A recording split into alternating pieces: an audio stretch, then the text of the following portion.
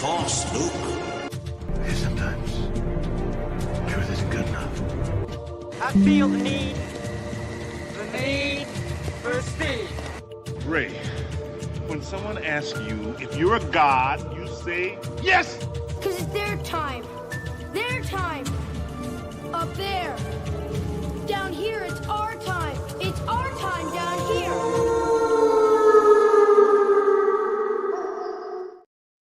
It was an unusual switcheroo. Hey guys, welcome back to Winter Wolf's Den. Winter Wolf here. Wardens Rise. We're about to bring in King Z for FrostCast number 73. 73 Wednesdays in a row. We've been here to entertain y'all with some news and comedic bits of observation from throughout nerddom and TV and streaming and movies and all kinds of cool stuff. Let's get King Z. Oh, there he is. I didn't have to announce him in there. We're going to bring him in. There we go. Welcome, everybody. Where would you rather be than here with us tonight? At a bar, bowling, playing Marvel Rivals again. I don't know. There's things. Does anyone even play that game anymore? I mean, come on. It's still got over 100K, dude. 100K. It's a year. It's been out a year. It's got over 100,000 concurrent still. That game's weak. Last week. I don't know, man. They just released Rogue and Gambit in the same month. I think they're doing okay. They got Deadpool coming next, I believe, in February or January. They're going to do okay. They're going to sell stupid amounts of that guy's skins. Stupid amounts. But we're not a Marvel Rivals channel. Honestly, I'm not that great at the game, and King Z's probably only played it once if he's played it at all. So we should. I booted it once, and then I closed out of it.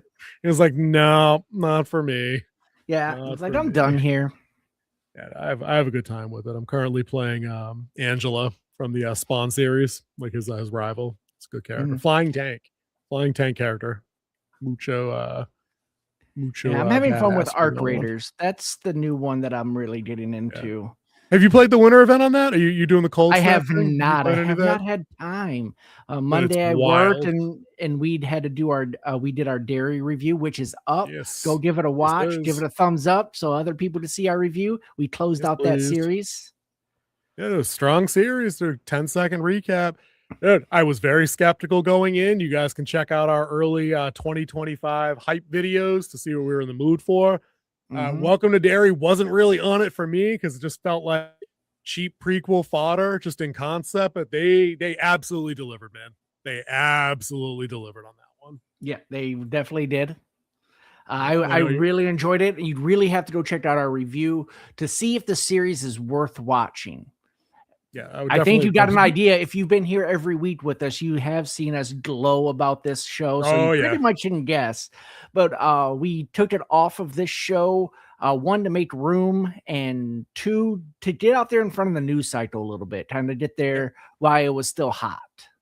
Which I think is a good idea, especially for the season finale there. If you guys haven't caught our FrostCast or the individual reviews of it, Welcome to Dairy, they are spoiler heavy, so you go check out episode 1, check out the pilot on our advice, and then maybe just check out the episodes and then see what we thought after the fact, because there's some shock value. There's not a whole hey Lauren, welcome, please do.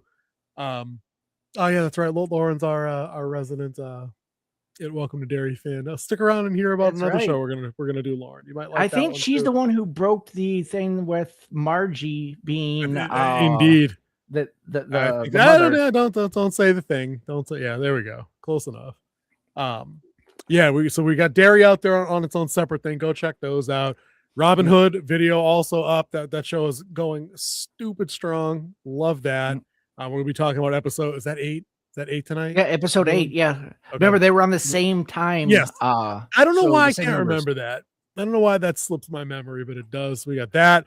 We, of course, have the return of Amazon Prime Video's Fallout, season 2, episode 1. That's going to be a big one. I've seen a lot of good stuff, a lot of good commentary on that today. People seem generally pleased with having that back. Outside of the lore purists, and I get that. We've complained about that for things we love, so I can't not let other people be butthurt about things that the show doesn't do one for one from the game series. But you guys got to remember, King, how many Fallout games are there? Like 15? Mainline and the spin-offs? I don't know. There's a lot. 4, 5. Saying, dude. I think there's at least 6. At least. And I think they got some spinoffs that are built in there too. I think the number's probably closer to 10, right?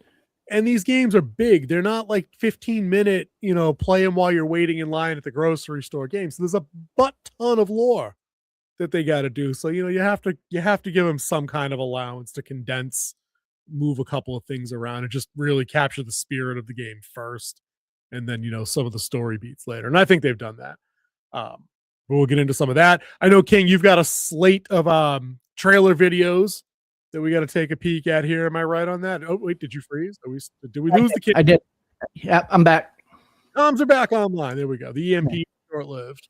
That's right. I had a short little hiccup. I had to empty my bit bucket, so we're all good now. But I'm really hoping that Fallout fills my void of this. Yeah, dude. I felt that in my soul when you sent that, man. Felt that in my soul, dude, because it really does feel like that. And if streaming shows have taught us anything, it's regrettably that there's like 47 years like Pennywise's feeding cycle that come in between the damn seasons. Mm-hmm. So who knows when we get season 2? We know it was greenlit 5 years ago, but like who knows when we actually get the damn thing? And like, does the hype carry over? I mean, I feel like the hype carried over for Stranger Things. We got a trailer video for that coming up, I think. So I mean, if a show's big enough and popular enough and people get into it enough, maybe. But then again, shows like Wednesday, I think they have a hot first season, then people largely don't care about season 2. Well, I think a lot of when you have that type of downtick into a second season, a lot of it is they cash in because it had such a good season. They don't really put all the effort back into it. They're like, we already got them hooked. Yeah. So they do a little bit less. One of those series that was like that was Umbrella Academy. Yeah, for sure. It just kept going down further and further downhill. Yeah. And a lot of that has to do with they're trying to recycle a lot of the other stuff that they already did that was successful. I mean, look at like Anchorman 2, where it just tried to recycle the jokes from Anchorman 1. Yep. Definitely. You can't get away with a repeat of 90% of all your stuff. Yeah. That doesn't work. It never will. But we'll keep our fingers crossed. Nor should it do. Write some original shit. We're happy to patronize and review and support and buy and word of mouth all these things for stuff that puts the work in, like Robin Hood, I might add. Dude, ironically, I think you might have been ahead of the curve on trying to put eyeballs on that show in a couple of the other channels that I watch. I don't know how much Nerdrotic or Critical Drinker you watch, but Critical Drinker, a couple of people in the comments section of his Super Chat Square Up kind of videos like, hey, have you seen Robin Hood on MGM Plus? He hadn't, but the fact that different people were asking about it, I'm like, oh, okay, maybe there's something bigger than the show starting to probably percolate and spread, That's right. We are trailblazers here. We got this series. We did this. I know it's probably completely false, but I am taking claim that we did this. Y'all can thank us over there at MGM Plus. Right. We got eyes on your obscure streaming app. Yeah. I tell you what, the $25.99 a month you guys have received in revenue is courtesy of Winter Wolf's Den. Merry Christmas, Happy New Year. You're welcome. Yep, that's right. Thank you. You get splurge this year. Right. The corporate bonuses are kicking in over there at MGM Plus. Did you see? I think they fired their description guy. As an aside, the descriptions are gone on my mobile app. Like when I go down, it just says episode 1 and it has a title, and you have to then click on it. You can click on either the play button on the left to start it, or if you click on it, it goes from title into the description. So, I mean, maybe they rebuilt the whole UI based on our criticisms of that asshole ruining Once the show. Again, we are claiming it. It is ours. Huzzah! It's us, dude. We do huzzah, brother. We completely rebuilt MGM Plus. We completely put Robin Hood on the map. Here we go. Thank you very much. Where do we start tonight, dude? Should we do things in reverse? Should we get these trailers done and then jump into Fallout? I think we should do Fallout because it was the launch. This is the first episode of the second season, and get people refamiliared with what was Fallout and what to expect in this upcoming season. Dude, that sounds about right. And you know what? I'll let you take it away and kind of explain what is Fallout for the normies, because people are just going to take a peek at this kind of image online and be like, I don't know if that's for me. Dude, what kind of show is Fallout? Break this down like they're 5, like they've never seen this. What is this? So Fallout is a adaptation of a very famous game that has gone over multi-console. So it's been on computer, it's been on PlayStation, and it's been on Xbox. In each one, you play a different vault. What a vault is think of a bomb shelter for the big nuclear bomb, but this time the bombs drop. Yes, and the surface world is destroyed. Now, in this story, they play in a bid where the corporates are kind of in who caused it all, and they wanted to make money off of this, and they saved their big corporate bigwigs in cryo freeze. And before I go any further, let's hit that siren. Woo! Let's start it slow. And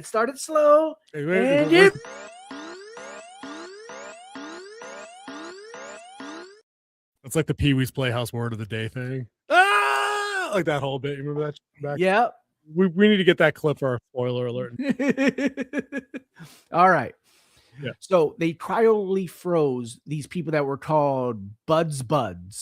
Yep. To be the new leadership of the new world that they just nuked.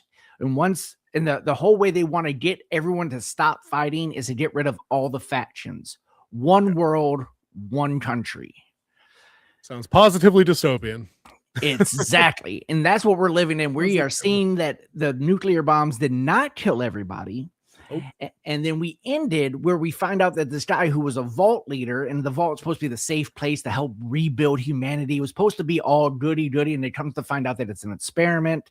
Yeah. He's the one who's actually one of Buds, and now he's moving into a higher corporate role. And yeah, just a lot of stuff is happening. They rebuilt society, and he bombed it again. He did. He really did. His wife did it, and he killed his wife, turned her into a ghoul. Now, a ghoul is a creature that is that's been radio poisoned, but somehow still lives. They have like a serum to keep them alive, and they can do a lot of killing. We don't get into this game doesn't get too deep into the science, nor should it, because it is played and the show is played equally for like comic effect. It's sci-fi, gory, goofy. A plot, if you will. The Oracle. She's had her finger on the trigger for that since like 8:45. Yeah, the science doesn't add up in anything Fallout, but it's the price you pay for admission. You suspend that disbelief up front. It's not supposed to be a radiation simulator game. You know what I mean? So the show is able to do goofy things like, oh, we've got mutant cockroaches in the wasteland. Oh, we some people get irradiated by the fallout. I said the thing. And then they can live 200 years as long as they take that particular serum that the ghoul takes that delays like the complete rot of their brain and makes them feral. Yeah. You know what I mean? So he's fairly unique in that. Everybody else degrades over time at some point until they go 28 days later on your ass. Like that's pretty much how it goes. There's a lot going on this show, right? Yes. And I think I screwed up, and I probably should have done a mild refresh of season 1 because it's been over a year. I remember most of the big stuff, and this show does feel like a perfect continuation of season 1. Don't get me wrong, but I didn't remember anything that was happening in the vaults. I literally only remember Lucy. You did not watch the 15-minute intro where it pretty much you wrap the whole season in 15 minutes. I feel like maybe I should go back and watch that again. I might have fallen asleep during that. I did watch this kind of early today, like right on waking up. That might have been a mistake also. But it was helpful. But I did hit up the Wikipedia and the GPTs with a bullet point breakdown. So I'm like, okay, that happened. Oh, that's this guy. Okay, here we go. Yeah, and the show is broken. We're going to be following 3 groups throughout the season. Hey, Pape has joined us. Huzzah! Huzzah! There he is. Warden Prime. There he is. All right. Yeah, all different people in different places. Places. So you have your first group, which is following the daughter of Hank McLean. Who was the leader of the vault, who turned out to be one of Buds. His daughter got out of the vault to rescue him from season 1. And now here we are in season 2 where she's following around the ghoul, not a ghoul, the ghoul. Capital G. Yep. Who was played by our all-time favorite, who could play any role. Any role. Walton Goins. Goggins, you almost had Goggins. So close. I was practicing before too. It's some bullshit too, because most people screw up the first name, and you nailed that. That's typical for the Den. It's what we do. Yeah, that's the A team. They're not Korean names, okay?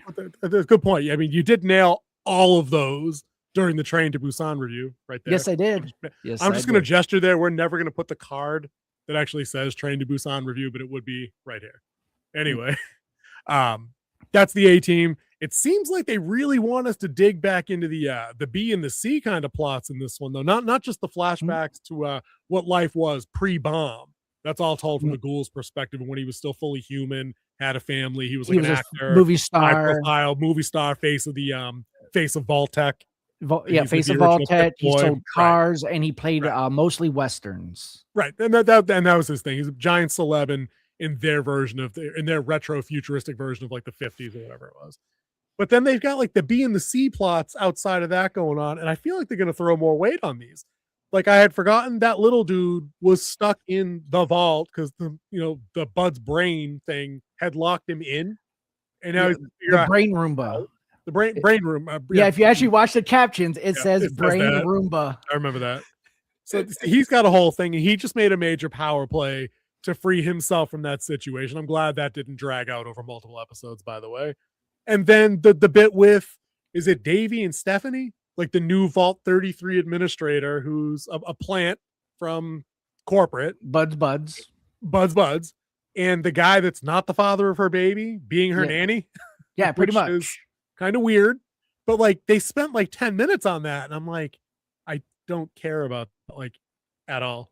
And then also telling Reg to start a new club because he's not feeling useless. There's like 3 things going on in the vaults. There's like 3 plots going on down there. And none of that seems really interesting to me besides the You'll be surprised what he can accomplish with a PhD in event planning. Yeah, there you go. Not looking good for that guy. I'd fire that guy if I were them. But I mean, they're good. Now just think about that for a minute. A PhD in event planning. What would the doctorate program look like in that? Dude, it's 2025. I'm quite certain you know people that have some useless ass degrees. No, I'm not talking about the grand scheme of it. I'm just wondering what the program would actually look like. Like what would be a doctorate program of event planning? Dissertation on the history of event planning in foreign cultures? I don't know. I mean, we can make some shit up. If you ran that prompt right now, it would give you an answer what it would look like. Which brings us to our next business venture, Winter Wolf University. You might not be able to get into any college, but you can get into our college. Patent pending, trademark pending, copyright pending. Yeah, they got a lot of that stuff built into the vault, but I want to see Lucy and the Ghoul because I feel like they're going to be able to bang out more interesting stuff between just them two because the actors are just better. Like they're like the top talent on the show, 100%. Even though we haven't seen Aaron Morton or Maximus. Yeah, not yet. The show. He's coming. We haven't seen any of them yet. Yeah. Did you watch the after credits? I think I did. Remind me what happened because I feel like I did stick around. It was what to expect in season 2 of Fallout, and it pretty much was another trailer of everything to expect. I remember seeing stuff that I think I already saw from the trailer, like that they had put out there with is it Kunal Nanjiani? He's in there. Is he like the leader of another faction? He's the guy that shows up and says, I didn't get my invitation to the end of the world. So I saw all that stuff. And obviously none of that happened in this episode. So happy he's in this. He's a great actor. I love his comedic timing. He's really good. Hated him in Ghostbusters, but he's pretty good in other stuff. He's good in other stuff. I'll give him that. Silicon Valley. Yep. He was in a season of Only Murders in the Building. I know you love that show. That show was so good. Dude's got some game. Clever writing on that show. But this show with Ella Purnell and Walton Goggins, they play off each other perfectly because the two characters are so distinctly different that they can lean into the whole odd couple bit. And I feel like that's exactly the direction they should take this. And they've already kind of maneuvered at that a little bit there where he's reminding her that the wasteland still doesn't play by your golden rule. You keep shooting people in the kneecap. I guess I'll have to keep shooting them in the head after you're done. Because that was a gnarly first fight to start off the season. I liked it. As I said, the thumbnail comes basically from that section. I was like, dude, everything in the wasteland is squishy, bro. Everything is squishy when it dies. I think the best shot, though, overall, is when it was like when they were in the new vault. I think that's Vault 2 that they're in Vegas. 21. 21? Okay. The one where they found the commies? Watch season 1. Yes, Pape. Watch season 1. Why didn't blink up on my screen? I have never watched the show. Season 1. Yeah. 100%. 100%. And you don't need to be, if you don't know what Fallout is, you don't need to be a fan of or if you do know, you don't need to be a fan of the game, have played through any of the games. You'll miss a couple of Easter egg inside jokey kind of things, I'm sure. But the story is solid. You'll be able to just pick up on what's going on and just get it intrinsically. And we've talked about this before. Like, you have source material and adaptations are hard, but this is how you do an adaptation where you don't destroy the source material. You just use the lore. And I think that's what this whole series is about. Like, it's not trying to make it a shot for shot of the game like The Last of Us did with its show. That's a great point in comparison, dude. Continue, please. One of the things, though, is like when you're watching it, it looks like it's straight from the game. Like the dog in this one looks like that was the dog that was cast for the vocab for the game.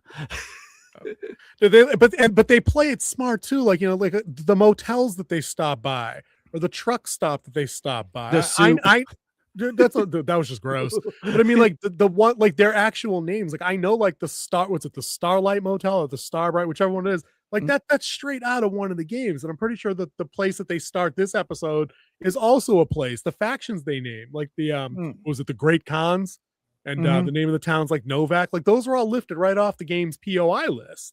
Yep. And so like you said, I think they're just adapting lore, but but they're telling their own story. There's no story in any of the Fallout games where you play Lucy McLean and you're trying to rescue her dad to find out that he's actually the big bad, and now you got to hunt him down for war crimes. Like, no, they're telling a Fallout fucking story. They have played with some of the lore, but they're doing their thing. Yeah. After this show, though, they did add the ghoul as a playable character in their MMO, Fallout 76. Mm-hmm.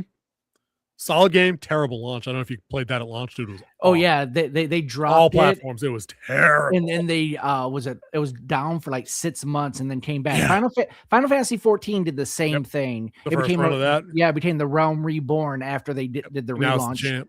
Yep. They just had another content pack come out, dude. They blew up their servers. They had like a queue that had like 60,000 people waiting. If I didn't have to pay for it, I think I would be on that one, because I really did like Final Fantasy 11, which was also their MMO. I really enjoyed playing that one. I put in, like, for a year straight, I put in some time in that one. The monthly fee on those kind of games is rough on PC. If you had it on the box, there's no monthly at all. There's too many free ones now. I know you get a little less quality. Like there's a lot of stuff lacking in a lot of the free play. Yeah, but it's not hurting my wallet. Right, dude. It scratches the itch for the 3 days I want to play it and grind. And then I move on to like my usuals. Yeah. But this isn't a gaming channel, right? Not yet. But we do have nerd culture, and games are highly part of it. And we are talking about a show that is based off of a game. So some games are going to leak in there. True. And of course, our rabbit holes are everywhere and we fall in quickly. Dude, trip, fall. It's like stepping on a rake in a Three Stooges video from back in the day. Plank, it's just one of those. But no, just to tie off that point on adaptation, because I think I've come to accept that you've been exactly right on that point, is that adaptation is difficult. But the way to sidestep the proverbial minefield is to show source respect if you feel like you have to, or even if you just only want to make a couple changes. You just have to respect it as you're doing it. And I feel like Fallout is respecting what's been laid out in front of it. So if they had to change the date that one of the nukes went off, or where it went off first, or who launched it, or who did, that's a big ass change from the original concept of the game, which was very cold. Actually, no, someone did correct us. It was always the Chinese. But in this one, it's not. In the show, it's not, though. No, it is the Chinese, because when they got into this episode and they were down in Vault 21 and they had the communist that they were programming, they were speaking, it was going both between Mandarin. Russian and Mandarin. Oh, true. Yeah, you're right. So get those subtitles on. Yeah, subtitles are clutch. So they just have to show it with some kind of respect. So if they do have to rename something or change the date of something, if it doesn't undermine the story in some meaningful way, I'm going to knock down my own lore purism by like 5%. You got to just take it. You can take it down a peg, because famously everybody can point out the Lord of the Rings trilogy movies. She made some changes. It's not a line for line remake of some things, and literally nobody on the planet complained about those movies until they heard that from the 3 people that knew that inside and out.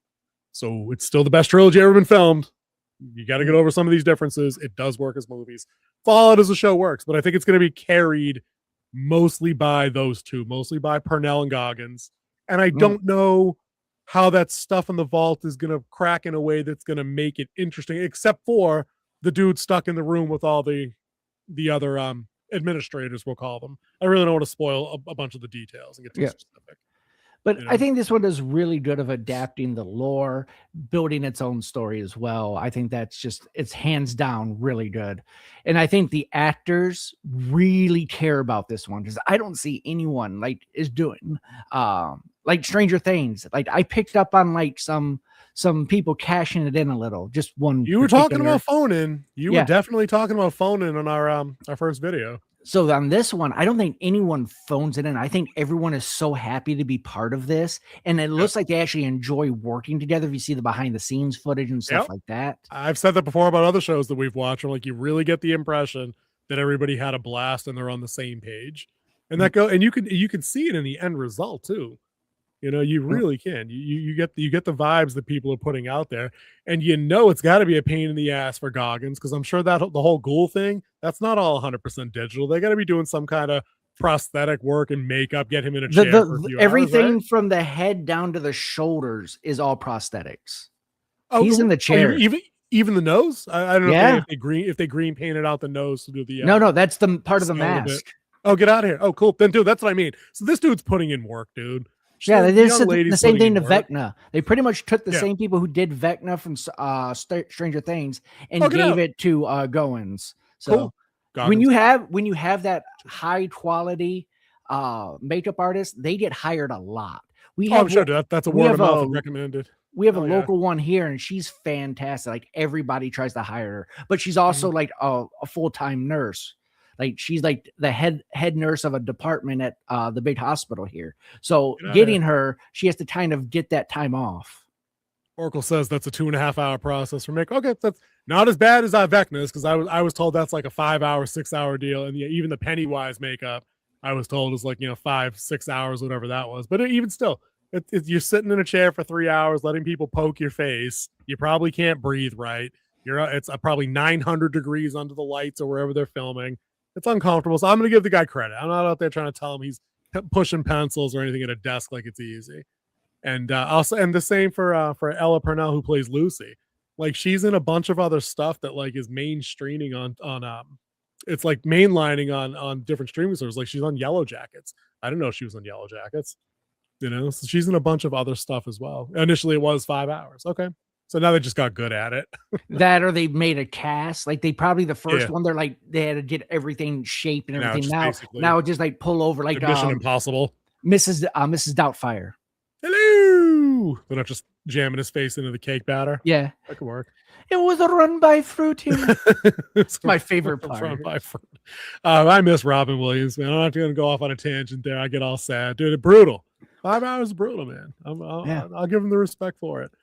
Pape, you should definitely check out the show, man. If you're hungry to balance Robin Hood with now that Pennywise is over, if you're watching that, if you need some sci-fi to balance it's not really had this discussion. It's not really fantasy. It's more drama fantasy than this is sci-fi. Fantasy. I would definitely. No, I'm gonna say if you're trying to balance Robin Hood with something else, different genre, this is straight up sci-fi. It's straight up sci-fi through and through. Yeah, they have energy shields, they have weird guns, they have the wasteland. It's solid. It's a good show so far. And I do kind of want to see more of her father. I like that actor. I can't remember his name. The guy that plays Hank McClain. Yeah, some of his big roles, right? I can't remember his name or what he's been in, but I know I like him. He was the original Atreides. Paul Atreides. Oh, get out of here. Okay, look at that. In the first Dune movie, he was in Desperate Housewives. And then he's been in a few other things. What was that Marvel show that came out right after the first Avengers? Agents of S.H.I.E.L.D. Yes, Agents of S.H.I.E.L.D. Yeah, that's probably where I remember. He was in that. He was the Styler's mother or father. Yeah, that's probably where I remember him. Didn't have Prime during season 1, so skipped it. I'd give it a watch. Honestly, Kyle MacLachlan. Thank you. Yeah, thank you. I knew it sounded like his character name too, McLaughlin McLean. I was like, I know it's one of those. Yeah. And isn't his daughter on a show that we just recently watched? Because I feel like that was the thing you had to remind me of like 15 times. You know who her dad is. No, that was no. That wasn't the same guy. No, I see the Oracle shaking her head in the background. So I'm like, no, that was from Stranger Things and Robin. No, I know that's Ethan Hawke and what's her name's daughter. That's not what I was thinking. There was somebody else. It'll come to me. But anyway, we'll keep people hanging. Oh, it was in the Alien show. That's right. Yes. It was that. Yeah, that chick. That terrible show that completely will not win Worst Series of the Year award in a couple of weeks. Definitely won't win that. Anyway. Good segue. You like that? Yeah, once again, we are very excited about this show. After you watch the what's coming this season, really excited about coming to this show. I think we're going to see a lot more of the Brotherhood and like the more of the lore of the Brotherhood too. But moving on, definitely. Nets Wednesday, Christmas Eve. I am sad to tell you that you all have plans to join us here on FrostCast. Yep. And what we're going to do is it's our nomination show for our first annual end of year award show. That's right. We have our own end of year award show, and we're handing out woofies. That's right. I even have my formal attire already secured. The Oracle says Alien Girl's dad is Kyle Chandler, same first name. Never mind. I thought there we go. I knew it was a Kyle in there somewhere. Screw you, Kyle. Yeah. I knew you were going to it, brother. I knew there was a South Park coming on. You can't say the name without dropping a park. So we're at work today, and we're moving into a brand new building they just built. So we're moving moving people out of the old building into the new building. And due to insurance reasons, they can't move their own IT equipment. We have to move it. Nice. So we were up there, and like they were all. I mean, these people planning. I think I've seen feces fights at the zoo more organized than these people to get this done. And we're sitting there, and I'm up there, and I'm just looking around. I'm like, what do I need to do? And like, no one's talking. I'm like, all right, screw you guys, I'm going home. You gotta do the hand gesture. You gotta hit him with the going home. Yep. I've been using that since 98. 98 or 99. It came out in 97. I've been using it since then. Okay. It came out. Like it's old. It came out 3 months after the first Harry Potter book came out. Get out of here. Get out of here. The 90s is better, but this isn't a show about the 90s being better. Although maybe that should be a different topical hour about how the 90s were better. Better music, better shows, better movies. Better clothes. Better cars. Better car. Dude, you ain't wrong. I'm tired of pretending that it's not. But I think that's good for Fallout. I think we've told people about as much as episode 1. It is kind of a slow transition in. They're basically just back on the quest. It's a reintroduction to the world, but nothing big happens yet. It just kind of get your feet in the pool was episode 1. Yeah, it's a reestablishment to the universe. Yep. And I believe that it did it right because it didn't focus on too many people. It didn't bring everybody's story in. Except the Brotherhood's not even back yet. Yeah, you don't even see nothing of the Brotherhood except for in the what happened before in Fallout, and then what to look forward to in Fallout. So not in the episode at all. Like zilch. But you do get to see the power armor because McClane's still in it. Dope, dude. And now this is the big one right here. Everything I said about on Alien Earth about how you don't shoot the Xeno in daylight because it looks like ass. They can shoot this power armor that you've probably seen, memed around, it's just on like online culture. They can shoot this in broad daylight and it looks badass. Like it looks like it's a functional suit of mechanical badassery. Fact. I must have sunk all the budget literally into this prop. Must have. Because it's probably mix of CG and practical, but still. Whatever they did, it looks pretty badass. People walking it, joints move, everything's articulated, things flex and flop, flap out and shit. Great effect. And I remember when they dropped that in season 1, and I saw that for the first time, I was like, yeah, they paid attention. They did their homework, that this is a working set of power armor. This is good shit. I was down with that. Do you want to add anything to... There we go. Babe says, sold. Looking forward to it.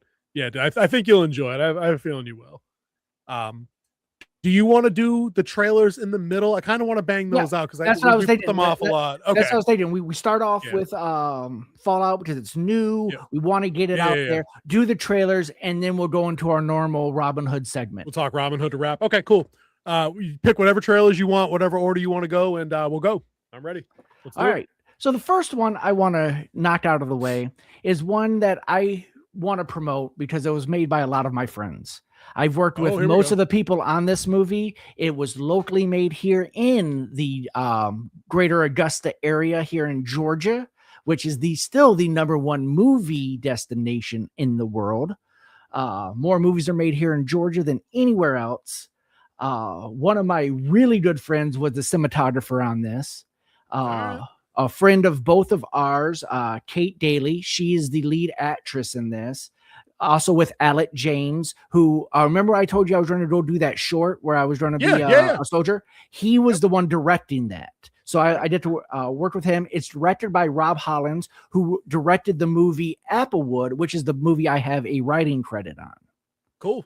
So, like I said, these they kind of stayed close to their core group of people that I used to be a part of until, the movie industry just kind of fell out from under me. Reasons. Yeah. But anyways, it's produced by Beyond Casual Films, which is owned by a local producer here in Augusta. Her name is Amy Bailey, and it's just a really good picture to check out. So I told him I'll put this on the podcast. So let's give it a look. Let's take a peek.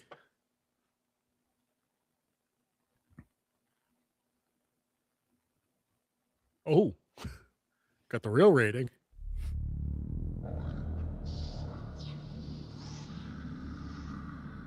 Dude, I'm already intrigued. Yeah, Denton is a great director of photography. Like, oh, I'm lagging here. Oh, never mind.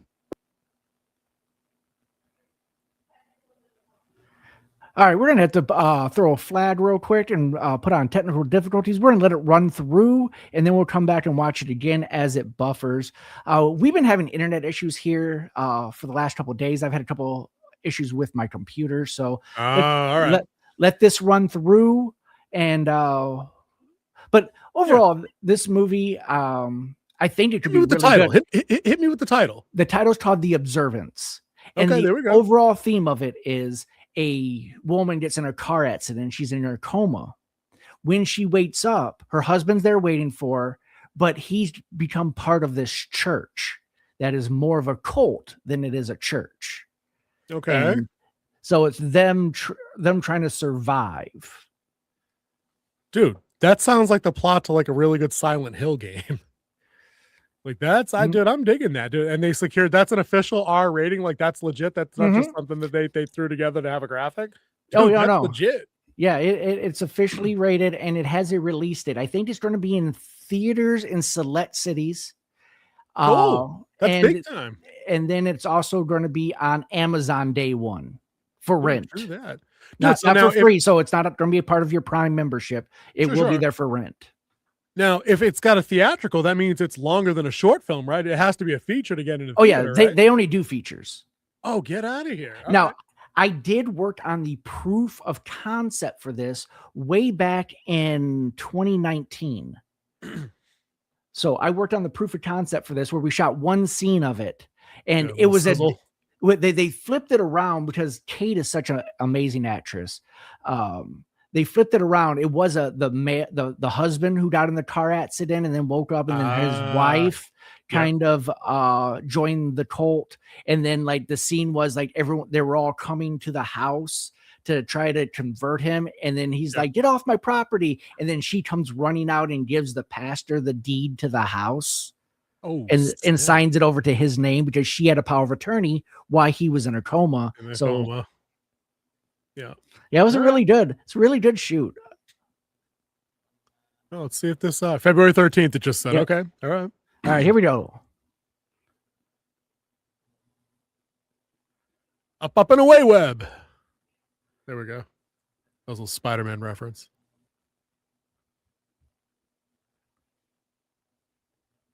Now this is your actor friend, right? This is the girl you're talking about. This is Kate Daly right here. Welcome back, Madison. I haven't held you in 5 years. God has answered all my prayers.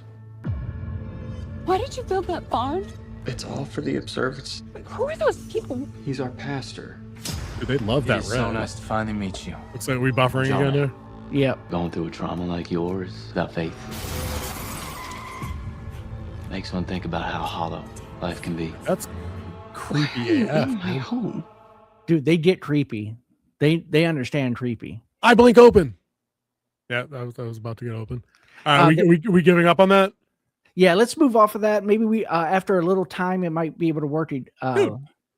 Dude, let's do this, man. If you want, like, we can sort out a way. We'll get that buffered. We can just cut a separate video if you want to promo it for your friends, man. I'm down. We can just watch that separate at a point where we're not actually trying to like live stream it. We can do that. Hell yeah. Yeah, I did see that StreamYard was having issues when we were when I got into studio today. Same. It said we were at a high peak traffic with people asking to do the shorts AI and stuff, short flips, which might actually pull from their normal servers as well. Assuredly. Yeah, but they have another movie that's out on Amazon called Mr. Sleep right now as well, and you want to see creepy. That one's pretty creepy. I worked one day on that one. Worked one day on that one and Bounce is like, nope. Yeah, they did an effect, and I'm not going to spoil it for anyone, but they did an effect where it's like that looks too real. Yeah, no, I'm good with that, but but again, and not to hammer on the usual hammering on we do of like the big studios in gaming, really, and in movies and things. Now, I love hearing that like local level talent can do that, where they can make you uneasy and be like, dude, I don't know how you did that, but it looks too real. I'm now uncomfortable watching. You know what I mean? Like that's horror. That's what that's supposed to be. It's not just supposed to be loud sounds and shit rushing at the screen, at 160 frames a second or whatever to make you have a startle response. That's not horror. That's just you being startled. I can startle you with a phone book if I wanted to. Just drop it behind you. You scared? No. I'm like totally frozen. So Dude, that looks too weird. Maybe it isn't a pape. I don't know. Maybe it wasn't an effect. Maybe it was the real thing. Maybe we're dipping into some of that Italian stuff. Yeah. They're we have killing animals for that kind of thing. I don't know. I told you we have that special effects makeup artist. Her name's Emily Schreiber, and she was on this one. So like when she comes in to do stuff, it is like professional grade. Like she goes to the conferences and everything like that. Gets the good gear, gets the good equipment. She loves being a nurse. So if she didn't love being a nurse, I think she could be able to go and like hit up Hollywood and get in there, and like people would sell her out, because we sell her out, and like she does fantastic work. I can't praise her enough. And then Denton, his name's Denton Atkinson. He's the director of photography for this. The dude knows the camera better than the people who built the camera know the camera. Like this guy is extremely talented. The sound guy, I could go on all day about my friends here. They deserve it. I might try to give them a call in February and see if we get one of them on and have them talked about it before the release. Dude, hell yeah. Dude, I'd love to talk to them just on the 5 seconds of non-buffered trailer that I got. Yeah, it looks it looks really good. I'm really excited for this one. For sure. They all earned it. And yeah, like I said, I can't praise it enough. All right. Let's save some of the praise for February then. Do you want to even try another trailer? Do you think it's an internet issue around you? Should we? I don't think it is. I'm going to try one more. That I haven't seen yet. It just dropped a few days ago, so I want to see this one. So let's see if this works. And this is the adaptation of another video game, Street Fighter. No. All right. Let's see. Let's just see what this trailer's got to say. Oh, I think that's the end of the trailer. It was the end of the trailer. I'm not rolling any image here. Yep. I think we're boned on trailers, dude. Yeah, let's try one more time. Yeah. All right, so scrap that.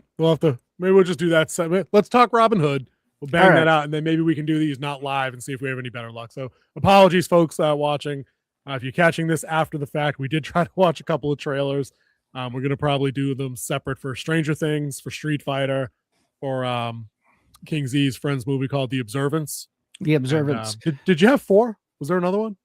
Oh yeah, we had Supergirl, Street Fighter, Stranger Things, Chapter 2 or Volume 2 or Volume 2 or Second Drop, whatever you want to call it. I don't care. Or Christmas Drop. Second Strike, I don't know. And then The Observance for Street Fighter. True. And and not the Avengers Doomsday trailer, because the Armorist was telling me, just talking about trailers for a second, that had leaked yesterday, like late, for about 15 seconds, and it got pulled down off of Twitter. But the 15 seconds was all it took for people to feed it through Grok and a couple of other AI related things and have like millions of different versions of this trailer put out there. So if you type in Avengers Doomsday trailer into the YouTube search engine, you're going to find some interesting stuff. The best part is that you probably can't find the original trailer that they pulled, but because all the AI stuff is generated from that initial drop of a leak of that trailer, some of it's legit, is what I was reading. And not to spoil too much in case you guys don't keep up on news, it doesn't look like Chris Evans is playing Hail Hydra Cap.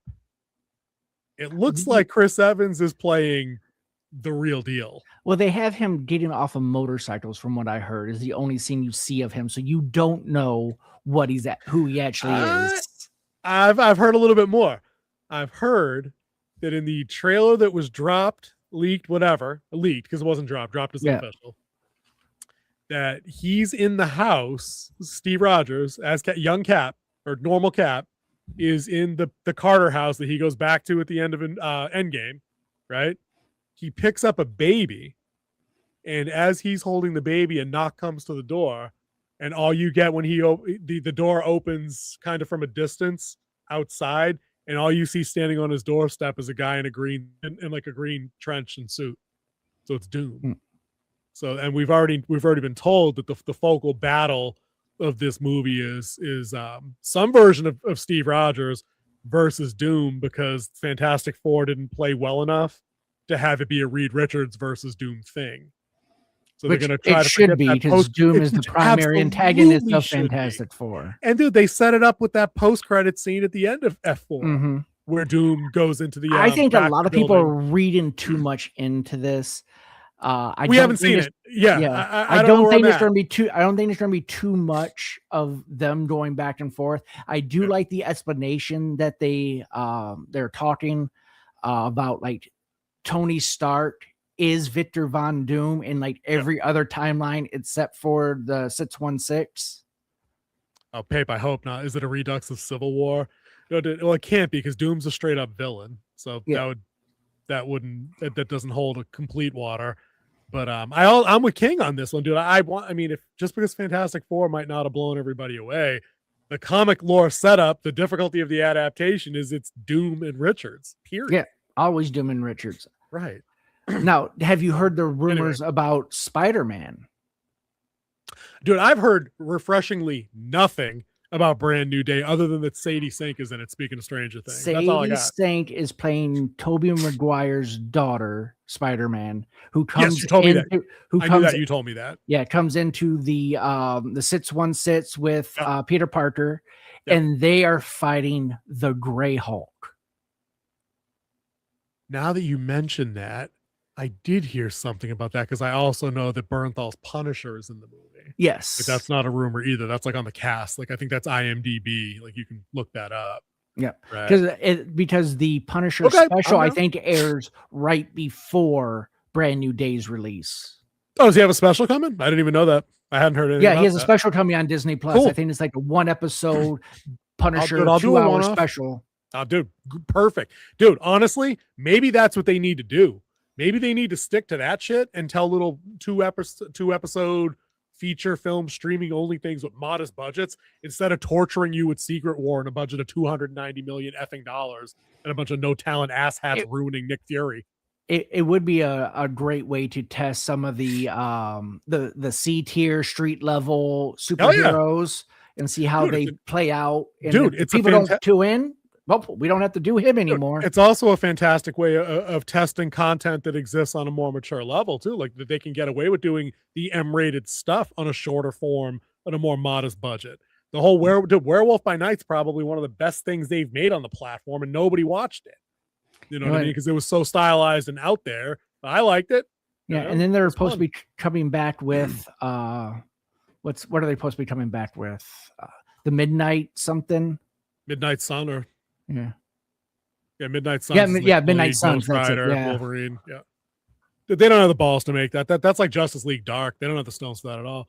Dude Pape says that very first comic Hulk was great. Yes, indeed. Yep. Yes, indeed, he was. Yeah. Found a couple extra dollars in the budget to upgrade to the green ink. Yeah.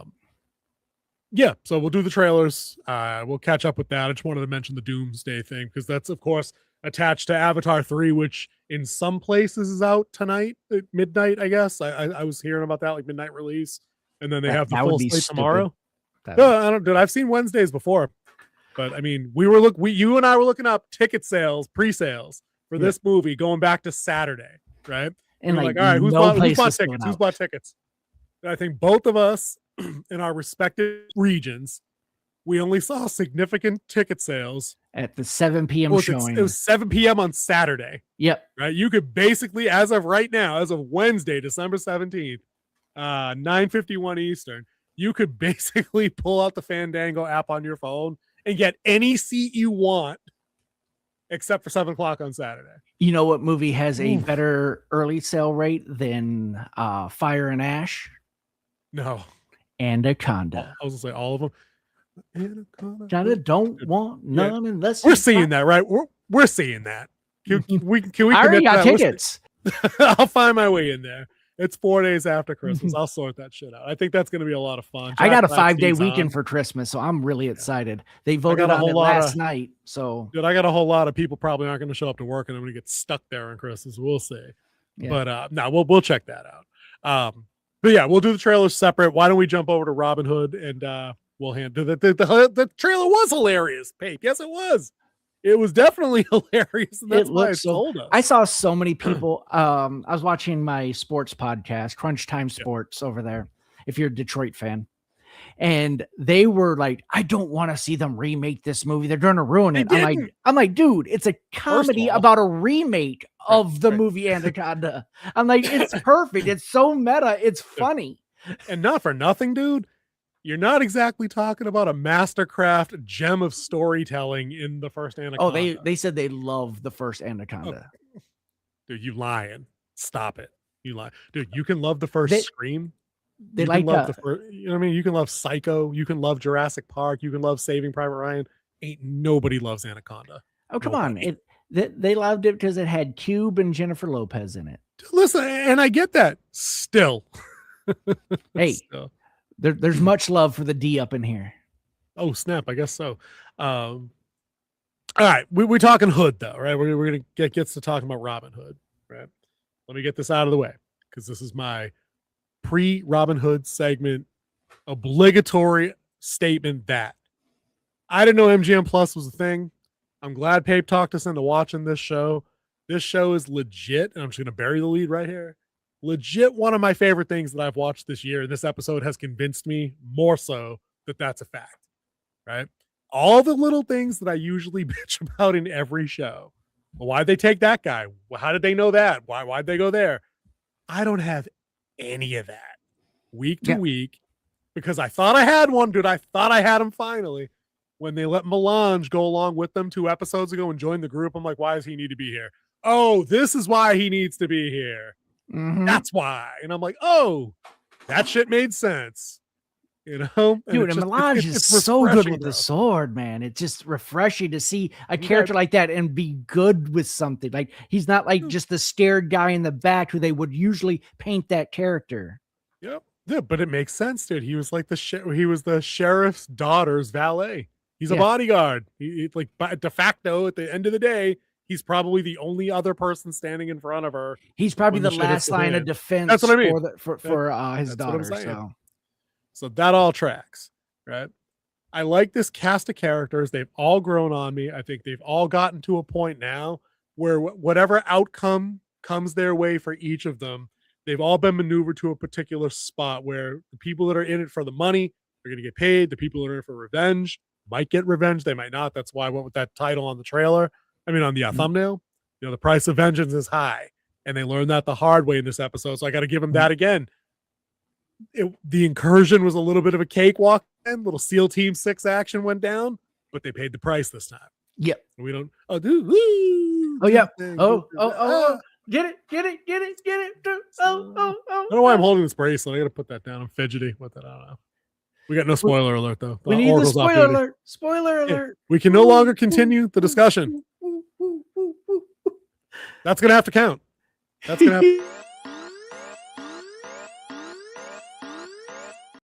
She is having technical difficulty. Her computer was completely frozen there for a while. So, oh, good Lord. Yeah, we are still live, right? I don't want to redo this. Next night, we're gonna have to reset the whole network over here. I might have to like break the glass and reseal the glass and the fiber. So, yeah, it sounds like your progress on Arc Raiders just got reset, dude. Oh well. There you go. That ain't true. That's saved on a server somewhere. Come on, bro. I don't know. That's fucking any technology sufficiently advanced, indistinguishable from magic. Just saying. Anyway. But you go ahead. You just get it out. So make the IT quip. Go ahead. Well, I mean, that's how we do it. Is like you hook up things and we just draw a big cloud and put PFM in it. That's how networking works. PFM, pure freaking magic. That's exactly how it works. Sprinkle that in there. And we need that meme now too. The chef guy and the wife beater with the sprinkles. We need to get him. Yeah, was it Salt Bay? Yeah. Yeah, we need that one. It was pretty salty at the end of this episode. I thought it was going to be the sheriff, but unplug it, plug it back in. 99%. He ain't wrong. Smack it on the top.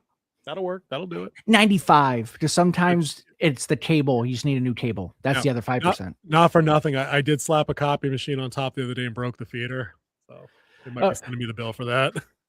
No kidding. I joke about this all the time that computers are scared of me. They start working when I come into the room. And this was the funniest one. We're there redoing all the computers for our battalion. We just had a whole bunch of new computers. And we're here and we're loading them up, getting them all baselined and everything like that. This is before, we were upgrading our computers to Pentium 1s. Just to let you know how long ago this was. That's old. Yeah. That's old.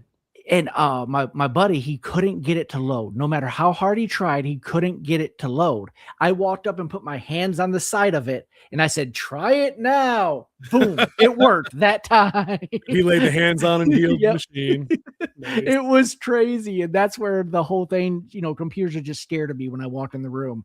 Too, as they should be. Somebody got to show the machines who's boss. That's right, because if it has a PC load letter error, we're gonna have some issues. You know who's boss on this show? Robin Hood, though. Here's a segue for you. I texted you about 9:30 this morning because I was watching this, and I said, dude, Sean Bean got some Boromir left in him. Oh, he does. He's like 150 and throwing hands with 27-year-old Robin Hood and winning. Yeah. You get that? He was winning until Ralph shot him. Was whooping that. I mean, it was a pretty even fight at first. Yeah. When that ass kicking came, that ass kicking showed up hard, and he was whooping that ass. So it's good to see Boromir still doing his Boromir thing. I was happy about that, and it's good that they showcased again. One of the little things we bitch about, or I bitch about in particular, is when all of a sudden things just happen out of nowhere. Now, if I had watched this whole show, and the sheriff had never slapped the shit out of Huntington 2 episodes ago, for him to throw hands with Robin Hood, physical dude in his prime, physical prime, 28 years old, like that doesn't seem like a thing. Mm-mm. He laid an ass kicking on Huntington, who's a much bigger guy. Yep. Granted, he couldn't hit him back because he wasn't drawn, stationed in life and whatnot, but it still at least put on the map that this character could throw hands. Yeah, and I appreciate that. Yeah, he showed off skills as a sheriff of a. I would say that Nottingham is a town where the other ones are like villages or just land. Yeah. Like Lotsley, that's just a plot of land or farm, as we would. That's just the name of the family lands. Right? That's the and then London would be city. This was a town. Mm-hmm. So it was a little bit bigger than a village, but the sheriff of a town, he would have to. I mean, he is the king's cousin. He's enforcer. Yeah. He's chief law enforcement. And he fought in the war, so he does have some skill, unlike these soldiers who are darting not in them, because they need to go back to basic training. So wait. Are you saying you now understand my criticisms that they went SEAL Team 6 on that ass in the more fortified position? Do you get it now? Once again, they're fighting in a hallway. And the reason why you don't fight in a hallway is because you're fighting in a hallway. It's very close. It's very, like, you can't swing that elbow around. You can't do it. You can't do that. That doesn't, you can't throw that down. He is a descendant of Numenor, so who's a descendant of Numenor? Boromir is? I think you're thinking of Aragorn, dude. I could be wrong, though. I'm not an expert. Sean Bean played Boromir. Wasn't he just a son of Gondor? Descendant of Gondor and such? I could be wrong. Oracle can fact check that if she's got her systems up. There's escalation in every one of these Robin Hood episodes, too, which is one thing I love. Mm-hmm. The last 3-4 episodes in a row, they've done all the dramatic work. They've had their setup, and then they get again. And I didn't think this was going to be the show. They have this exciting ass giant set piece that wraps things up. For like it's 4 episodes in a row now, and I'm like, God damn! Like this was not the kind of show that I thought was going to do that, and that's been a surprise in the best way, honestly. Is that they're able to pull these kind of dramatic rescues, these incursions, whatever you want to call them, or they have these other more interpersonal moments between Rob and other people that lead into these things, and then they all just feel like they make sense. Mm-hmm. These things progress in a logical way that even if someone's making an impulsive or a bad decision, because you could argue Tuck was right, dude, you probably shouldn't roll up in there. Some of you are going to die. Like this might not be the play. You know, they got lucky again. And that's the thing. He warned them, like, they're waiting for you. Yeah. The reason why it worked before is we had the element of surprise. They're waiting for you. They know you're going to do this. And he's like, no, they don't. We're going to be able to do this. He started reading some of his own headlines, as we say today. Yep. And I thought the best part of the episode too, right? Because as the episode's wrapping up and they're in the wagon, getting the F out of Dodge. And I'm saying to myself, who's going to cut the portcullis to trap them? Right. Or are they going to cut it behind them on the way out that we no one can follow? It's like, why did the chase stop? Is this like 1100s Dukes of Hazzard? Once you get out of Nottingham proper, they can't follow you. Like, I don't. Yep. Oh, watch out now! Them Robin Hood boys are at it again. Like, no, you can just chase. some good old boys. Right? Come on. Now. According to Google, Papers guy, he did have more diluted blood compared to everyone. Cool. Did not know Boromir was a son of Numenor. Awesome. I love that kind of stuff. Good call, Pape. Good call. So they get out of Dodge. And I'm like, damn, they did it again. Like they're literally unstoppable. Are they Mary Sue SEAL Team 6?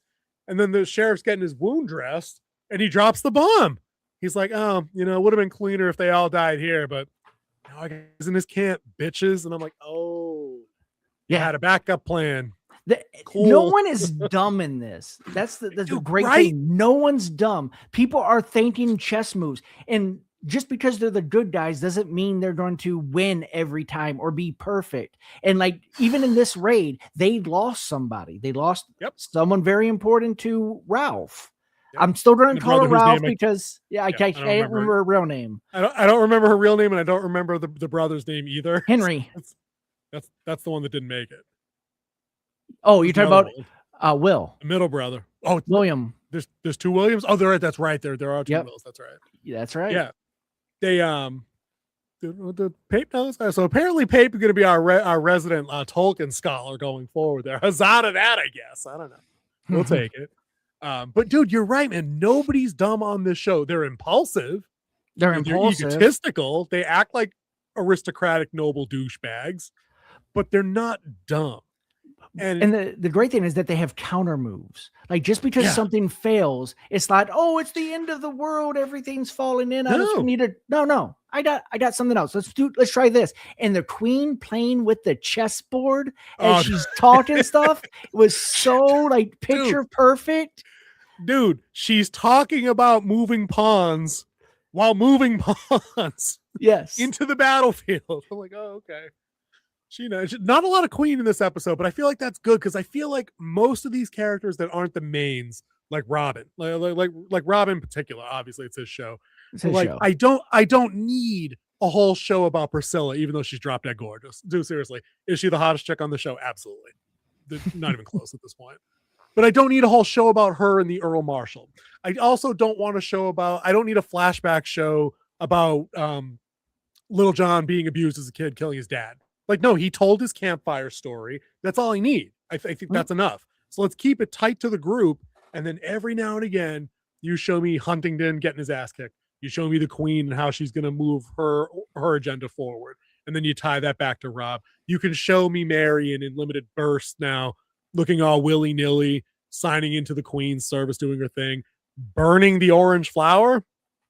That's pretty heavy shit right there. That's how you get over someone. Just that's saying. how you get over. You just set some shit on fire. That'll do it. But I feel like they're parceling out in the perfect amounts who I need to see doing what. Exactly. Like they don't use people just to use them. Anytime they introduce someone, it's introducing some more conflict. It's introducing more plot. It's expanding the character. You didn't need a lot of Queen in this one because the Queen had nothing to do except write that letter at the end. So you didn't need a lot of Queen. And like Marion, which was a great letter. We didn't even see his cousin Will in this one, who just comes and drops knowledge every 10 minutes. That's not his job this time. Like Marion's really coming into her own. And I think her burning the flower very symbolically is her becoming her own woman. And then the way she's manipulating Prince John's even better. She's playing right into exactly what the Queen wants her to do. Not being played. She's executing her duty. Yes. Like she's absolutely jumping on board with that. I think, given that this was episode 8, all the good guys here are in for a world of fucking hurt next week. Yeah. Believe that because this whole thing only has 2 more episodes. They're going to resolve main plot lines and then get to season 2 when they get to that. People are going down next week. The sheriff has his plan. That's going to happen. Yeah, for sure. Now we have still 2 more episodes. Yeah, 9 and 10. This is the penultimate coming up. So the good guys are absolutely going to get Empire Strikes Back to next week. That's going to happen, dude. They're getting tanked. Mike tells me we're going to see their little fortress in the forest fall, a la Prince of Thieves style next week. Which is a standard story beat in the Robin Hood legend. Yes, it is. It inspires the final push to do whatever against Prince John in most of them renditions. Is she worth it? Worth dying for? Catapult. Cue the Brian Adams. I think they're going to quickly move through the Priscilla versus Celine stuff. That was a great scene, them two bickering in the hallway. Good stuff. Yeah, them going back and forth with each other. That was nicely done. Yeah, claws out, don't play. One of my other favorite ones is when they're meeting with the Arabic traders. Yes, at the very beginning. Al Rashid, yes. And he's there looking at Little John, and he's like, he's going to die. He's like, he can't die. Look how big he is. Too big to die. See, under normal circumstances, because I've said this before, right? They're adding. It was a good cat fight too, Pape. If you haven't seen the episode yet, the arms dealer, the Arab guy, Al Rashid. Under normal circumstances, when they introduce a named character that has a connection to the leads this late in the game, I'll be like, why is this guy here now? They should have mentioned this guy 4 episodes ago. They should have done this. They should have done that. Yep. I have complete faith that they've appropriately figured out how this story should work. That character will not be a one and done. If he's a mercenary arms dealer, he may in fact be the one to screw them next episode in a different way to have everything collapse on their little rebellion. I don't know. But I like him. He fits. It makes sense. Of course, he would jack the price up on him for better shit. He's like, it's going to be 50 extra. You know? We don't have that much on us, but we can get it to. And he's like, "Oh, I don't think I can do this." He's like, "We pay our debts." He's a freaking Lannister. You gotta listen to him. Solid.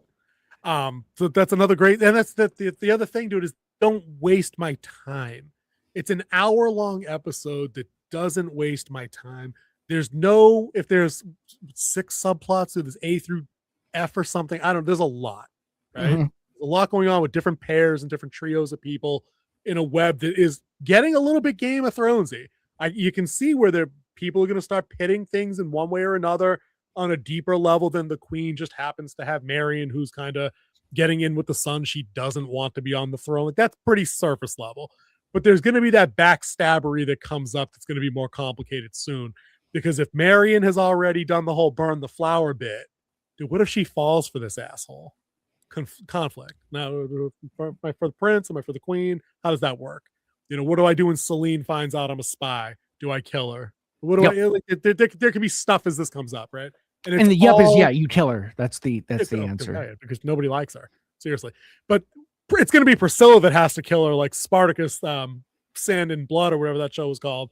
Because if I'm not mistaken, when we first met the Earl Marshal, was not Celine also doing him? Was that not how we met that character? Yes. Pretty sure. Yes, it was. And now new girlfriends rolling around the palace. Yeah. That ain't gonna end well. That's gonna be catfight. That's right. That was right after she taught her that she had to make the beds. Ding ding and ding then ding. It cut to that scene. Exactly. So there's already some hatred there, which is going to be fun to watch resolve. Believe that. So one of the things I do like about this show is that it didn't buy into that you have to be Game of Thrones and you have to throw nudity and grotesque sex scenes every 10 minutes as much as Game of Thrones did. They do have their share of skin. Yes, they do. They have their share of skin. It's 100% more tastefully done, though. More tastefully done. And it's less frequent. Yeah, you don't have women just walking around topless for no apparent reason or flashing under their skirts because they want to make someone smile. Or if you're a House of the Dragon kind of guy, there is no full frontal dong for the ladies out there either. That was like House of the Dragon staple, the donger. No, none of that. Good scene. I wanted to touch on because I thought it was quietly powerful and plays right into exactly who Rob's supposed to be. I used the image on the thumbnail. He finds out that it was a Saxon that sold his dad out. The Forester, the other one, the redhead, right? And this is how we wrap up the episode. Yep. It was a strong ending. He rides back to the Forester village, whatever the homestead, whatever their little collection of houses are, because I think that's just them. Like Forester families all live in like the same area there. It basically beats the crap out of that. I think that's all the Saxons that live there. I think I'll get to that in the second page because yes, I have, and yeah, in print it's even more so for sure. He beats the crap out of Alwyn behind the closed door, then throws him outside, tells everybody around, basically this jackass sold my dad out. I'm gonna have to kill him. The great thing for him is that he didn't deny it. Right? He's told him to wait. Like stop, just please stop. He never denied it. And then Rob tells him flat out, he's like, the Normans use weak pieces of shit like you to poison the rest of us, and you allow it. Now you gotta die. Told him flat out. Goes for the quick draw, but then the other Forester who we've seen around, I don't remember his name. And that was like his dad's friend, the one who I was just gonna say that was like his boy, right? That's like his second, right? Dude walks up to him, and unlike the jackass on Welcome to Derry that shot his best friend because he stood in front of him with the loaded weapon. He just kind of gets to the side of him and he calls him Robert. Yeah, he uses his full name. Uses his full actual the name his mother gave him. The name that was given to him, which calls back to the arms dealer conversation. We're like, oh, what's your name? And he says it's Robin of Locksley. It'll be the name your enemies give you is the one that history remembers. Yep. So it calls back to that scene. But I love the fact that all that dude had to say was his name. Yeah.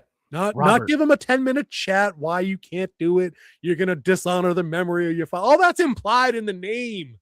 Yep. He did that in a word. And then Rob puts the arrow down and I'm like, all right, dude, so you're becoming not the Punisher. Like, good. Because that's undoing the anger that you've already built up that's gotten a couple of people killed.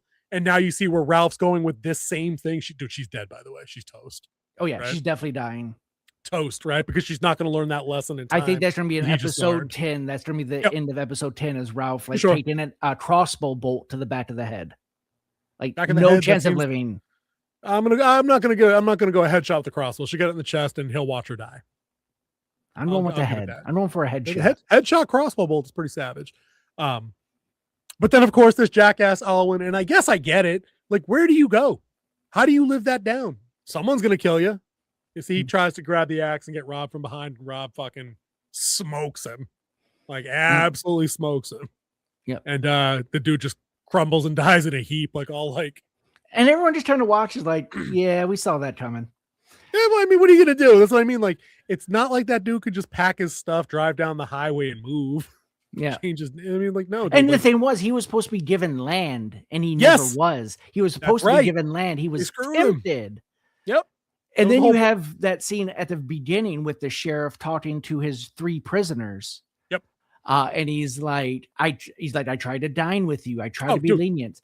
And he's like, and that's what you did with Lotsley. He's like, I made him the lead forester, and he spit on the name.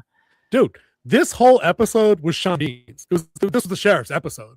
The whole start to every time he showed up, it was a continuation of everything they've built along the logical lines we've talked about, where the sheriff in his heart of hearts, not even in his heart of hearts, what he's doing right from his point of view. He's the chief law enforcement officer in a country that was conquered, and new rulers and laws and all that stuff was put in line. Yeah. He's doing the right thing. He did promote that dude. That jackass did harbor poachers. This clown did this other thing. Now his son's doing gangster shit. I tried asking you guys to just bring him forward. You didn't do it. So I threw you clowns in jail. We've been here a month. Look at you. You're all dirty and clothes are all fucked up and everything else. Now what? Oh, well, if he's not here by like tomorrow, I'm going to have to hang the 5 of you or whatever it was. Yeah. You know? One of the things I'm sad about is when I actually lived in England, I never got to nod in them. Yeah. Pape says that's why the bow was a great equalizer. Yeah, dude, you're not wrong. Except for the SEAL Team 6 thing. That was stupid. So that goes into a little bit of English lore, that the longbowmen of England were considered the greatest warriors, because the longbow was such a game changer. Yeah. So when a English archer was captured, they would cut off his knocking fingers. Yep. So that became them giving people the bird. Like when the French were there and fighting them, and they would see them, they would throw up the 2 fingers like this. Like, I still got my 2 fingers. So that I could probably draw with the other 2 though. So if you ever watch a English show now and you see someone go like this, it's equivalent to giving someone the bird. Why would I cut your fingers off instead of just kill you though? Why would I leave you alive to come at me with not a bow? I don't know, but that was the punishment. That was the thing though. That was the punishment. Yeah, they cut those 2 fingers off. Yeah, I'd probably just have to kill him. That's just me though. But no, I think that, again, this is a surprise. This show's been a treat. I'm really glad Pape brought this up and put us up to watching it for sure, dude. Thank you. Because I feel like the more of this kind of content we consume off the usual platforms we're on, we're just going to get more enjoyment out of the stuff we watch, and it'll more evenly and more I can't even think of a better word. Like, it'll just help us. It'll balance things in a way that makes us able to tolerate crap like The Acolyte better, while also not just like loathing watching a bunch of crap all the time. And it's just been an eye opener. And if you did follow our lead and get MGM Plus, there are other shows on there that look outstanding. One of them is Road Heroes. We're about 3 or 4 episodes into that. Oh yeah, and I'm really enjoying that. The first episode's a little slow. The first time watching it, I'm not gonna lie, I did fall asleep, but I was really tired. I didn't sleep the night before. But episode 2, 3, and 4 are straight bangers, just bangers. It sounds good. That sounds like exactly the kind of show that like we need to balance out some of the other. Not even if something is wildly off the rails bad, but like some stuff is just mediocre, and especially from the IPs we watch, like there's not a lot to get hyped about coming up, especially on like the other streaming side of things. So if we're filling in the gap with off-platform stuff, here we go. I think that's just what we're gonna do. But I think we good. It is the story of the birth of the British SAS. I'll tell you that's infinitely more interesting to me at this point than Star Wars Disney Plus show number 35. You know, I've seen them all. Most of them haven't been good. Even if Rogue Heroes ends up bombing, at least you got to give it partial credit for being an original piece of programming, not tied to something else. So it's got at least that going for it. So in the streaming wars that I am deeming this now, there has been a new change in that as well. Is Warner Brothers has turned down Paramount's offer, formally turned down their, what was it, $108 billion offer. 104.8 or 108.4 was one of those. It was over 100. It was over 9. It was over 9 figures. Which their current agreement is for $89 billion. So they formally turned it down. So Paramount's only play now is a true hostile takeover. Now that was a hostile offer. Now is a full hostile takeover is to find enough shareholders to sell their stock to what they're willing to pay for it. Yep. And then buy enough of the voting shares to vote down the deal and vote that they buy it. Gonna be wild. That's why I said when you texted me that earlier, I'm like, yeah, we're not done that story yet. That's their only play left, unless somehow the FCC or whoever the regulatory committee over this rules it down in 12 to 18 months. That is their only saving grace. They could still get their hands on what Paramount really wants, and that is CNN, because they're going to turn that into a parent company. I think they're going to go back with Turner Broadcasting for all their TV content, because Netflix is not buying that content. Oh, that's right. Netflix wanted to carve out. That's right. They're buying all their movies, their studio, and HBO Max, and all their IPs. All their streaming and sports is going to get downsized into another company and then put out to bid again. You know, then it stand to reason if you were the Ellisons over there at Paramount or Skydance or whatever, why wouldn't you just make Netflix that secondary offer? Why wouldn't you explain that's the asset out of that collection you want? And then have them make the sale or make the acquisition they want, and then just buy it directly from them.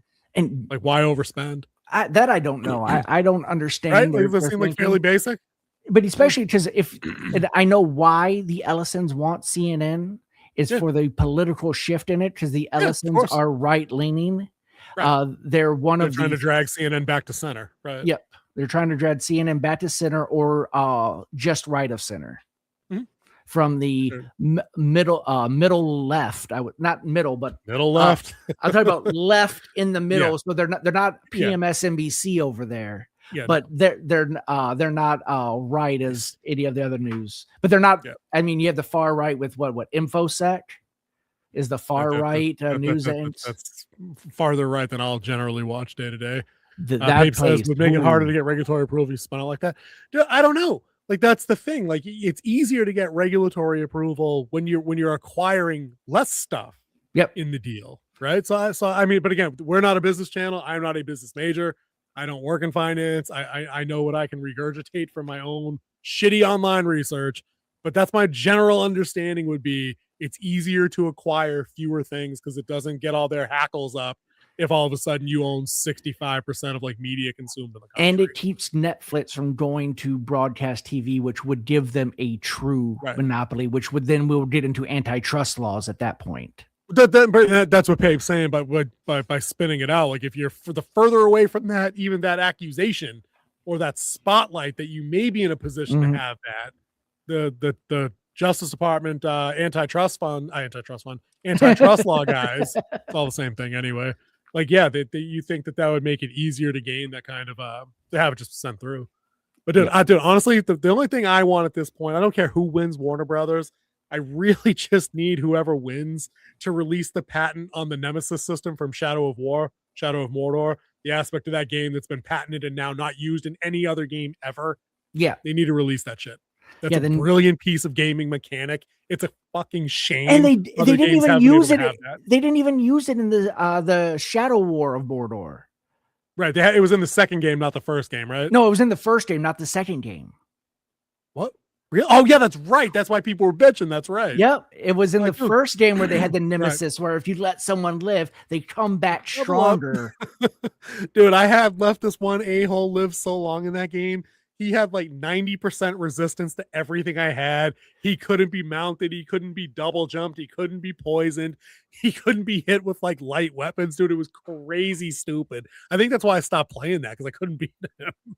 Like, there was nothing. I could do no damage. He had minions summon. It was stupid. See, absolutely. I think if you take the Nemesis system and mix it with the Skyrim system, where every dungeon you go in, no matter what dungeon it is, it's always at your level or higher. You never go into a lower level dungeon. I think scaling. I think that would be a great scaling Nemesis system. Dude, that's a savage combo. A lot of games have that scaling built in now, so it prevents you from like hyper grinding. So you can't blow the doors off the rest of the game because you spent the first 8 hours grinding. Just like that South Park episode where we killed boars. 68,435. Yeah, no. But all right, dude, we've been going about an hour and a half. Life. Dude, how can you with Sword of 1,000 Truths? That's right. Oh, it is a thumb drive. It's a thumb drive. I had one, but I couldn't see it out the corner of my eye. That catch that it was in a little tin box in the desk drawer called Petty Cash. Which was hilarious. This is War of Warcraft. The World of Warcraft. You guys gonna do something about it? You're gonna go play out in the sun. Yeah, I love it. That's a great episode. We should just watch that and do a review on that as a fun aside. But all right, to get us out of here, it's been an hour and a half. I got some things to do before bedtime. And we can talk about that trailer situation. But thank you, everybody. I appreciate you. And King, take it away. All right. Thank you, everybody. Now remember, next Wednesday. I don't know why I keep saying Saturday. Next Wednesday, we will be live right here on the channel. Same Winter Wolf time, same Winter Wolf channel. So if you get with us, we are going to be there. We'll be giving you our Fallout content. We'll be giving you our Robin Hood content, episode 9, the pivot to the climax. So we'll be having that. But on top of that, we are going to have our nominations show. You're going to see who's nominated, what categories. And then on our New Year's Eve show, yes, we're going to be with you on New Year's Eve too. So if you want to drop the ball with us, come on. We're going to be here all night. Well, no, we won't. We'll be here for an hour. 9 to 10. But, yeah. Yep. No. Anyway, so we'd have to go to bed. I ain't playing those games. True, Pape. Enjoy your trip. All right. Yes, you enjoy your trip, Pape. I really hope you have a safe and fun time down there in the Keys. Are you going all the way to Key West? Let me know.